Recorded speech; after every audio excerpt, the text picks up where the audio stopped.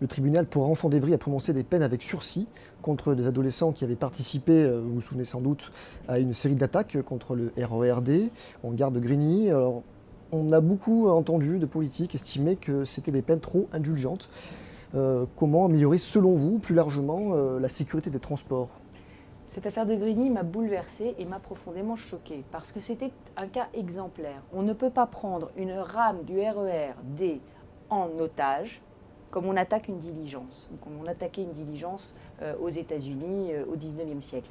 Nous devons aujourd'hui avoir des peines exemplaires pour une attaque qui a traumatisé les Franciliens. Parce qu'ils se disent que ça peut arriver à n'importe qui. Alors les réponses exemplaires, c'est quoi?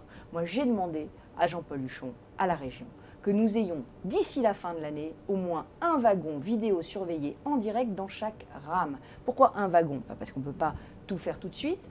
Un wagon dans chaque rame de train ou de RER, c'est 20 millions d'euros d'investissement.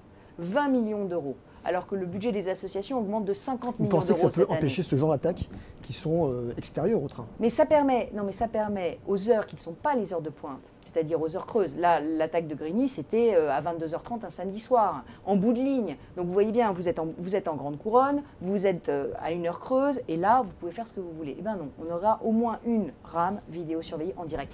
En direct, avec un relais à un central. Pourquoi? Parce que ça permet aux gens de se sentir en sécurité et ça permet surtout de vraiment être dissuasif vis-à-vis des voyous qui s'attaquent. Alors il y a ça, la sécurité des transports, et puis derrière, il y a la réponse judiciaire. Parce que la police a fait un travail remarquable dans cette affaire. Ils ont tout de suite identifié les coupables et ils sont allés les chercher très rapidement. Le problème, c'est quoi? C'est qu'on aurait dû les faire comparaître immédiatement devant le juge. Ils sont restés en liberté. J'ai interrogé Manuel Valls à l'Assemblée nationale là-dessus. Il m'a traité de démagogue. Mais les jeunes qui sont restés en liberté, quand je suis allée à la gare du Nord visiter le commandement intégré du RERD, les policiers de la SNCF m'ont interpellé en me disant « Vous savez que 3 jours après, on les a chopés à la gare du Nord en flagrant délit, en train d'attaquer un autre voyageur. » C'est la justice qui est trop laxiste, autrement dit, c'est ce que vous êtes en train de dire? C'est pas seulement une question de laxisme, c'est une question d'organisation. Les comparutions immédiates, c'est des réponses immédiates. Quand on est un adolescent, parce que ce sont des adolescents, ce sont des mineurs, quand on est un adolescent et qu'on commet un acte d'une telle gravité, il faut que la réponse de la société, la réponse de la République soit immédiate. On ne peut pas les laisser dans la rue, on les a laissés repartir et ils sont allés agresser une dame à la gare du Nord. Vous vous rendez compte, le message que la société envoie à ces jeunes, on leur dit, vous êtes des voyous, vous avez commis un acte très grave, c'est très grave, on va vous juger, on les relâche, ils vont en commettre un autre le lendemain. Non mais le sentiment d'impunité qu'ils ont.